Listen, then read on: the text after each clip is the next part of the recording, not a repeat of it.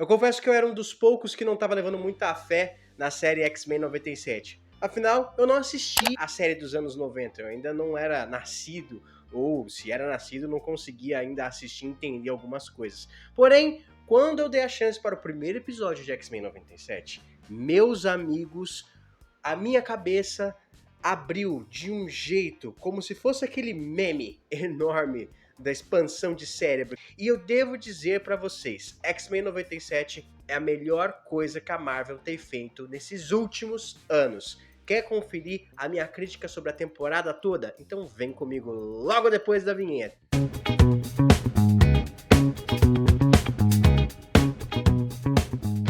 Sejam bem-vindos, nerds, bem-vindos ao Cofre Nerd. Eu sou o Giovanni Zola e estou aqui para falar sobre X-Men 97, essa série em animação que trouxe os X-Men de volta para o agrado do público após o fracasso que foi X-Men Fênix Negra, o último filme da era da Fox, tá bom? E também os Novos Mutantes ali, que não foi tão bem de bilheteria assim como a gente queria que fosse, e o filme também é bem mediano, né? Apesar de ter Anya Taylor-Joy como magia, né? Que, olha, se essa mulher não salvou Novos Mutantes, não tinha como ser salvo mesmo. Mas enfim, antes da gente começar a falar de X-Men 97, eu peço que você se inscreva no nosso canal e ative o sininho para receber novas notificações quando novos vídeos vierem a ser postados, tá bom? Live também, nós estamos toda semana fazendo live sobre os novos episódios do Doctor Who, junto com o pessoal do Doctor Who Best, dos Mestres de Luxor e do É Tardes Demais. Então, por favor,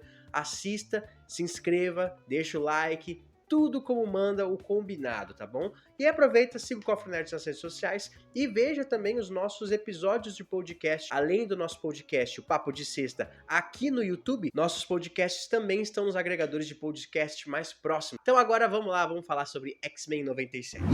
Pessoal, X-Men 97 foi a proposta de trazer os X-Men de volta ali para o agrado do público e continuar a série dos anos 90 que teve muita repercussão, que é muito famosa entre todos os fãs de X-Men e da Marvel nos anos 90. Muita gente aqui no Brasil assistiu, ama, adora e se lembra até hoje. Existem memes que trazem o Wolverine de volta ali olhando para um retrato. Então essa série continua muito viva, além de, lógico, né, ter eternizado o Isaac Bradavid como o grande dublador do Wolverine, e depois ele ter sido trazido também ali no X-Men de 2000, depois continua aí até o final em Logan. E muitos ficaram com o pé atrás quando a Marvel anunciou que X-Men 97 iria voltar, continuando a história original. A história original termina com o Professor Xavier à beira da morte, sendo levado pelo Império Shi'ar para poder se reconstituir. E ali ele se despede dos seus X-Men e deixa a cargo do Ciclope a liderança dos X-Men, beleza? E X-Men 97 começa exatamente pouco tempo depois disso, tá bom? O mundo sabe que o Professor Charles Xavier morreu assim após um acidente ali com os Sentinelas. Então a gente tem os Sentinelas voltando a ser a grande pedra no sapato dos X-Men, porque alguém está tentando trazer de volta o molde mestre. Todo mundo acha que é o Trask. Porém, a gente vai descobrir lá pra frente que existe um vilão muito maior por trás da volta do molde mestre e dos Sentinelas, e também o upgrade desses Sentinelas, que eles vão ser chamados de Supra Sentinelas, tá bom? Porém, a gente tem ali o grande drama familiar que é Jean Grey está grávida, Ciclope liderando os X-Men formado por Wolverine, Tempestade, Morpho, Vampira, Gambit, Fera e também o Bishop, tá bom? Então essa é a formação ali inicial dos X-Men, tá? E aí a gente tem no final do último episódio, quando o Ciclope está no primeiro episódio, né, quando o Ciclope está liderando a equipe tão bem contra os Sentinelas e o Trask, a gente vê no final que Magneto foi condecorado ali o grande representante dos bens do Charles Xavier. Em seu testamento, ele deixa a mansão, a escola e os X-Men para Eric Magnus Lancher, o seu melhor amigo barra inimigo ali. Então a gente tem o Magneto deixando de lado seu ideal em que mutantes têm que sim sobrepor os humanos para que possam sobreviver, para poder seguir em frente com o sonho do seu melhor amigo. Só que o Magneto, ele se torna ali o grande líder desses X-Men, mesmo que a contragosto do Scott, porque a vontade do professor é que o Scott e a Jean tivessem um futuro, né? Enfim, é assim que a gente começa X-Men 97, tá bom? Com o Magneto liderando a equipe, Scott sendo o grande líder também, o Magneto mesmo que sendo mentor ali, e os humanos cada vez mostrando uma tolerância para os mutantes, enquanto vilões como o Executor X, né, que aparece ali no primeiro e no segundo episódio, estão causando o fervor de uma outra parcela da humanidade contra os mutantes, tá bom?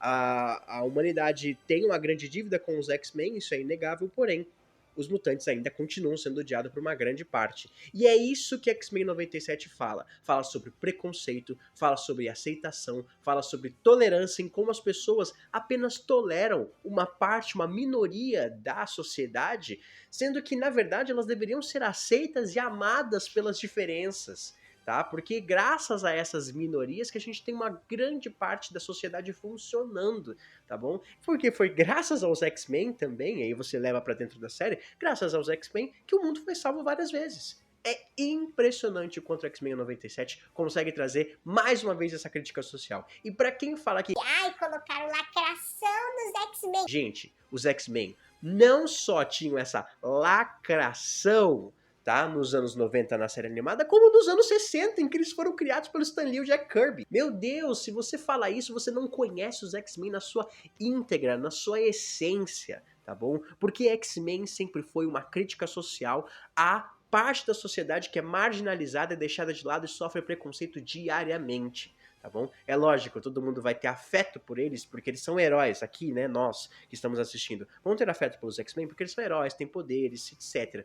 Mas se você transporta essa crítica para as pessoas aqui fora, é lógico que a gente ainda vai continuar vendo pessoas tapando os olhos para essa crítica social e não ligando cara a pessoa ali quando a gente tem preconceito com a parte da sociedade marginalizada, tá bom? As pessoas pobres, as pessoas negras que sofrem racismo todo dia, perseguidas pela sua diferença, pelo seu gosto diferente, pela sua sexualidade diferente. E X-Men 97 vem para exaltar a beleza da diferença e em como a gente tem que sempre caminhar para um futuro que o professor Xavier manda, tá bom? Nunca num futuro em que o Magneto quer, ou num futuro em que o Trask quer, porque ali são dois extremos sempre lutando e alguém vai sair machucado. O futuro do Xavier, apesar de ser difícil e meio utópico, ele é o necessário para que a gente consiga viver bem. E ali em X-Men 97 a gente tem uma divisão de 3 subtramas muito claras, além da trama principal, que não vou falar no final. Mas a primeira subtrama é, com certeza, a gravidez da Jean Grey, Scott Summers, né, o nosso Ciclope, e também o envolvimento da Madeline Pryor, junto com o Senhor Sinistro. A gente descobre que Jean Grey, a que estava grávida, que a gente acompanhou desde o primeiro episódio de X-Men 97, ela na verdade não é a Jean Grey. Ela tinha sido substituída pelo Senhor Sinistro, né, um dos maiores vilões ali dos X-Men, que inclusive acho que ele vai ser o primeiro vilão dos X-Men nos cinemas. Ela é substituída por um clone que agora se intitula Madeline Pryor, a Rainha dos Gnomos. E o filho que ela estava esperando, na verdade, é da Madeline, com o Scott. E o Scott não sabia, tá bom? É lógico que a gente é desmascarado, a Jean Grey retorna, Madeline vira uma vilã e depois meio que luta contra o Sinistro ali, porque na verdade o Sinistro quer o Nathan, que é o filho do Scott com a Madeline Pryor. Ao perceber isso, Scott manda seu filho pro futuro, Madeline também, né? E ele se torna quem? O Cable, que está tentando voltar a todo momento para impedir que um futuro seja concretizado, um futuro terrível. Uma outra subtrama é Vampira, o triângulo amoroso entre Vampira, Remy, que é o Gambit, e o Magneto. Porque Vampira, após se reconectar ali com o Magneto, a gente descobre que os poderes do Magneto conseguem criar um campo eletromagnético que inibe os poderes da Vampira e ela consegue tocar no Magneto, coisa que ela não consegue fazer com o Gambit, sem tirar a energia dele. A Vampira fica nesse meio que poderia ser muito chato se não tivesse tanta personalidade dos três. Magneto é o rei da personalidade, é um cara incrível, um personagem cheio de camada e pra mim o meu personagem preferido dos X-Men. É isso que eu cheguei à conclusão aqui. Vampira tem aquele jeito meio bad girl ali, sempre chamando os outros de docinho, etc. Inclusive assistam dublado, porque a dublagem está excelente, tá bom? E Remy tem o charme de um ladrão fanfarrão ali que vai roubar seu coração, né? O Gambit é esse cara que sempre vai ser doce, mas também charmoso ao mesmo tempo. E a gente descobre ali no final, com o massacre de Genosha que a gente tem, a mando do vilão principal, né, e do grande molde mestre, o Remy morre, o Gambit morre nos braços da vampira, e a gente acha que o Magneto também, né. Episódio sensacional, o massacre de Genosha, gente. É impecável e arrepia só de lembrar. E a outra subtrama é quando, para defender o Magneto, Tempestade entra na mira do Executor X e recebe uma rajada de uma arma que retira, anula seus poderes por completo. E ali ela parte depois numa jornada, conhece o Ford, né, que vai se tornar ali o seu interesse amoroso, um mutante que tem um poder de criação de invenções, e ali ela vai recuperar seus poderes num calvário muito bonito, mostrando toda a sua majestade e divindade ali, que é a majestade da Tempestade. Mas no final, pessoal, essas três subtramas ali e várias outras coisinhas, como por exemplo o amor do Wolverine, a relação dele com o Morpho, a gente vê que no final o Professor Xavier retornando de Shi'ar após ver que o massacre de Genosha aconteceu, que é a ascensão do Bastion, beleza? O Bastion é o grande vilão, Sebastian, que é um tecnopata assassino genocida que começa a criar os super sentinelas. Eles têm que lutar contra o Bastion para conseguir finalmente terminar essa guerra entre sentinelas e mutantes, né? E a humanidade ali no meio, com medo do que os mutantes possam fazer, não entendendo direito o que são super sentinelas. O presidente Kelly ali, né, fazendo de tudo para piorar, ser uma pedra no sapato. Várias participações especiais existem, tá bom? O que é, putz, maravilhoso. Bicho, eu vou fazer um vídeo só sobre participações especiais. Capitão América, Homem de Ferro. Ah! Demais, mano. No final, a gente tem a luta final contra o Bastion, que também estava associado ao Senhor Sinistro, né? No final, os X-Men, eles meio que se juntam para se sacrificar e mostram a verdadeira essência dessa equipe. Eles são uma família, né? Numa luta incrível nos últimos episódios, Magneto volta na sua maestria também, né? Meio que forçando um blackout geral no planeta, então os X-Men têm que lidar com o Magneto e com o Bastion, tá bom? Só que com o Bastion, eles acabam indo na porrada mesmo, mas o Magneto, ele é muito mais sensível do que isso, e o Charles, ele tenta raciocinar com seu melhor amigo ali. Uma reconciliação muito boa, eu tô resumindo bastante, gente, tá bom? Porque o episódio é... Cara, não tem palavras pra falar esses últimos 3 episódios, que se chama Tolerância e Extinção, parte 1, parte 2, parte 3. Todos os diálogos de X-Men 97 são tão profundos, os diálogos entre a Tempestade e a Jean Grey, entre o Magneto e o Professor Xavier, cara, é sensacional. Você tem que assistir pra ver. São uma profundidade, dá pena de alguns filmes da Marvel, principalmente, de serem tão rasos. Inclusive o Homem-Formiga e a Vespa Quantumania.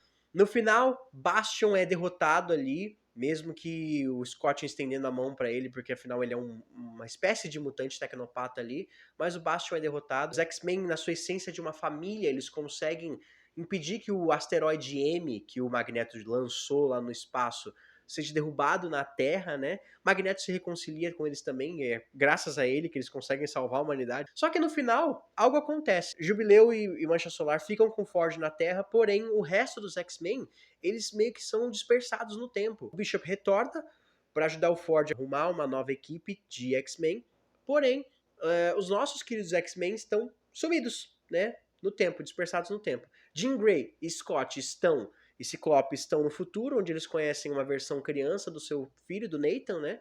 Inclusive, a relação do Cable com o Scott e a Jean, após a morte da Madeleine em Genosha, é um dos auges maravilhosos, entendeu? Porque o Cable meio resistente ali ao amor do pai dele também, dessa mãe que não é a mãe dele de verdade, mas também tem as lembranças da mãe. E o final, a despedida deles é linda, linda, linda. E a gente meio que não vê o que aconteceu com o Cable, mas talvez o futuro que ele tenha vivido, que o Bastion queria, tenha sido mudado e ele tenha ido embora. Só que Jean Grey e Scott conhecem uma versão bem criança do Cable, junto com uma seita que idolatrava os X-Men. Inclusive, a líder daquela seita, muitos falam que é a Rachel Summers, que é outra filha do futuro do Scott e da Jean Grey.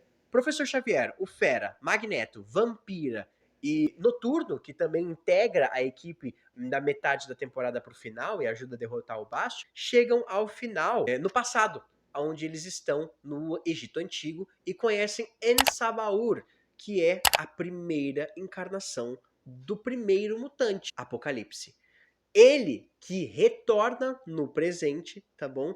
Indo até a devastação de Genosha e pegando uma carta, tá bom? A carta do Gambit. O que significa que o Apocalipse vai ser o vilão da segunda temporada, que já está confirmada pela Disney, e irá trazer Remy de volta para ser um dos seus cavaleiros do Apocalipse. Sim, pessoal, pode ver que o Gambit vai voltar na segunda temporada e Magneto está ali integrado à equipe mais uma vez. Eu quero ver outros personagens. Quero Mística de volta, quero mais da Emma Frost, mais um pouquinho do Wolverine, que no final, aquela luta, putz, é tanta coisa que eu esqueci de falar.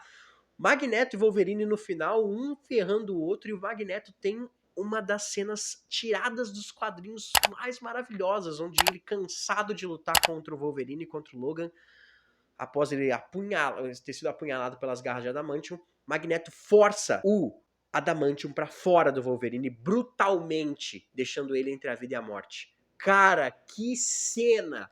Que cena insana! Tirada dos quadrinhos, isso aconteceu nos quadrinhos, gente. É uma daquelas páginas duplas enormes. É lindo demais. Ele e Tempestade e Morfo não apareceram, não sabemos aonde eles estão ainda, tá bom? Vamos ver o que vai acontecer. Gente, segunda temporada de X-Men 97 vai vir com tudo. E tem plano até pra 5 temporadas. Pode vir mais X-Men. Pra mim isso foi um laboratório da Marvel pra falar assim, ó, vamos ver como é que os X-Men vão funcionar? Se funcionar bem na série, eles serão assim no cinema. Por favor, Kevin Feige. Muito obrigado por ter assistido até aqui. E até a próxima. Deixa nos comentários o que achou de X-Men 97. Fui!